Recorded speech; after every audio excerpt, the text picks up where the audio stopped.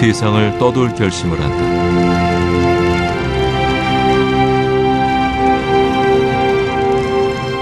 삶이 송두리째 바뀌어버린 거죠. 세조의 왕위 찬탈과 단종의 승하는 김시습의 삶을 송두리째 바꾸어버린 엄청난 사건이었습니다.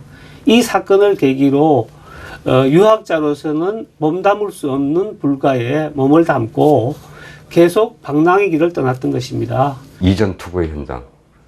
거기에 지가 달려들어가면 지가 배우면 아무 쓸모가 없는 거죠. 아무 쓸모 없고 거기 또 설령 들어선들 자기 자신의 길을 못 찾는 거죠. 그러니까 자기 자신의 길을 찾기 위해서 모든 거 훌훌 털고 지 스스로 머리 깎고 자연과 함께 떠나가는 거죠.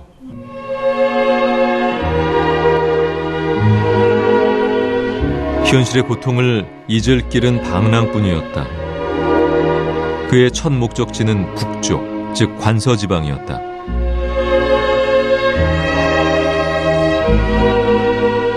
쉼없이 걷고 또 걸으면서 관서의 풍광과 역사, 그리고 삶을 눈으로 보고 귀로 듣고 가슴으로 받아들였다.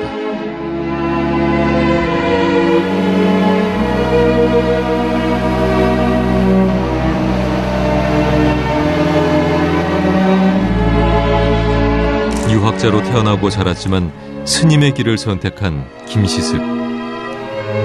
그에게 방랑은 차라리 도피에 가까웠다.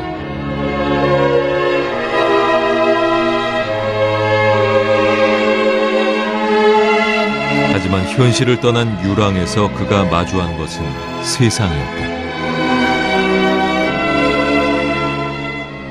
김시섭이 머리를 깎고 이렇게 전국을 떠돌면서 다녔던 것을 현실 도피라든지 혹은 방랑이라고들 이해하는데, 이러한 이해는 다분히 유가적인 입장에서의 이해인 것 같습니다.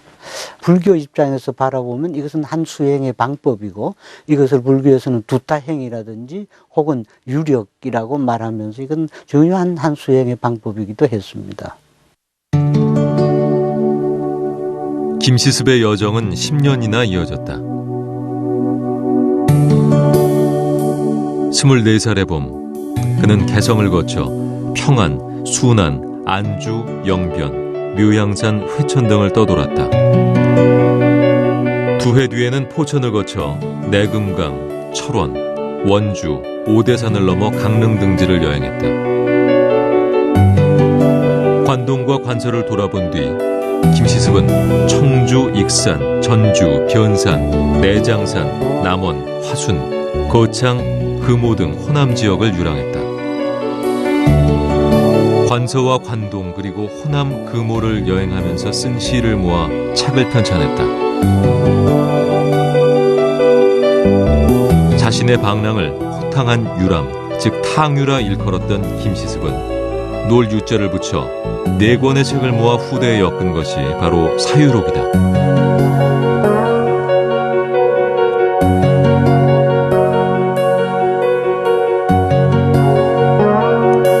한 지역에 오래 머무르지 못했던 시인 김시습은 이 시기에 450여 수에 달하는 시를 지었다.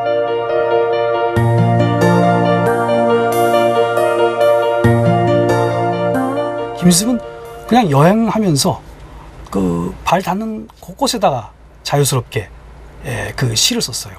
제일 중요한 것은 뭐냐면 그 지역성, 지역의 풍토성과 기후, 역사성 이런 것들을 아주 그 폐부로 느껴서 그것을 자기의 감성과 어우러진 글을 쓰고 정말로 자유자재하게 이 시를 썼습니다. 이런 면에서 김시습의 그 천재성은 이미 그 20대에 남긴 그와 같은 유람록에도 충분히 나타나 있다고 생각이 됩니다.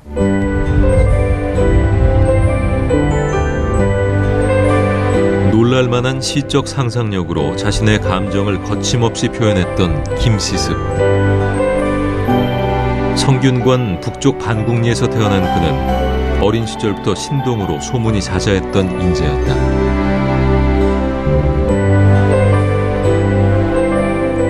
전해지는 바에 따르면 김시습은 8달 만에 글을 알았으며 또 3살 때부터 시를 지었다고 한다. 천재라고 불렸던 아이 김시습. 어느 날 김시습의 총명함에 대한 소문을 듣고 정승 허조가 찾아왔다.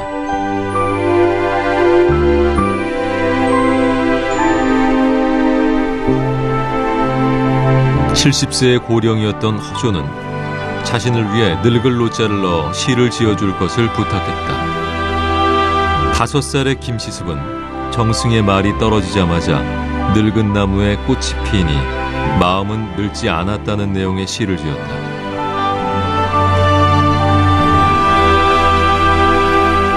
한치의 주저함도 없이 써내려간 시드고, 이를 본 노학자는 김시습에게 신동이라는 찬사를 아끼지 않았다.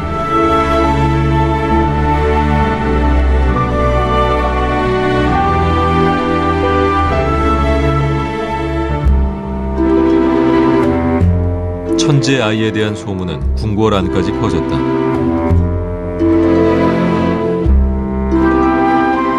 세종은 김시습을 불러 시험해보고자 했다.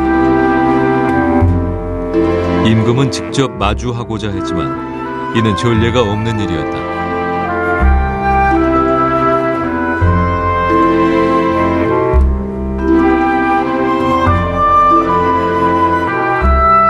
대신 승지를 내세웠다. 이번에도 김시습은 막힘없이 시를 지어냈다. 5살짜리의 글이라고는 믿기지 않는 실력. 승지는 어전에 들어가 이 사실을 아뢰었다.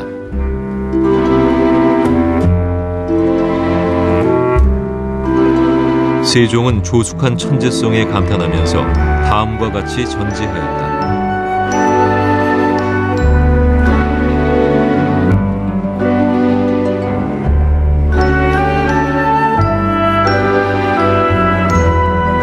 세종의 장려를 받은 아이. 김시습은 임금이 훗날을 약속했던 기대주였다. 이때부터 김시습은 5세 신동으로 그 이름을 떨쳤다. 이는 어머니의 힘이었다. 맹자의 어머니가 그러했듯 김시습의 어머니도 아들의 교육을 위해 성균관 근처로 이사할 만큼 열성적이었다. 무한한 사랑과 배려로 든든한 버팀목이 되어주던 어머니는 그가 15살 되던 해 세상을 뜬다. 어머니의 갑작스런 별세는 헤어날 수 없는 외로움의 그림자를 드리웠다. 이때 그는 불교를 접한다. 어린 김시습한테 굉장히 큰 충격이었던 것 같아요.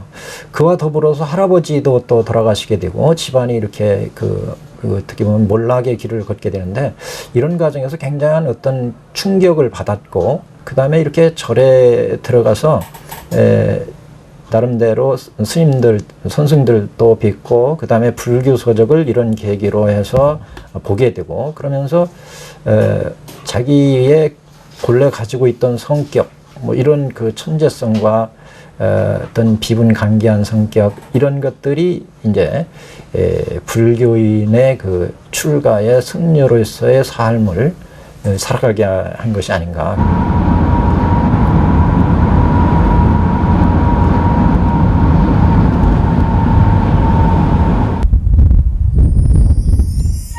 사대부 자제들이라면 한창 벼슬길에 올라 뜻을 펼칠 나이인 28. 그해 김시습은 경주 금오산에 머문다.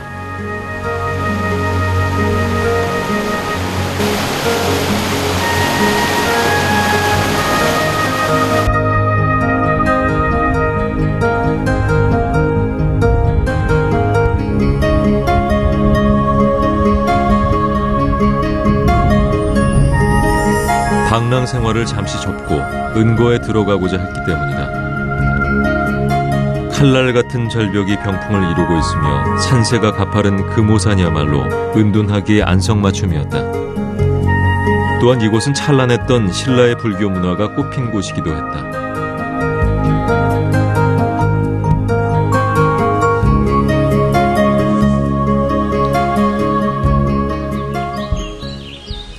김시습에게 방랑은 수행이었다. 자유롭게 떠도는 삶을 통해 불교의 깨달음인 선을 얻고자 했다. 그런 그가 돌연 팔도 유랑을 멈춘 이유는 무엇이었을까? 그 해답을 찾기 위해 특별한 안내자가 함께했다.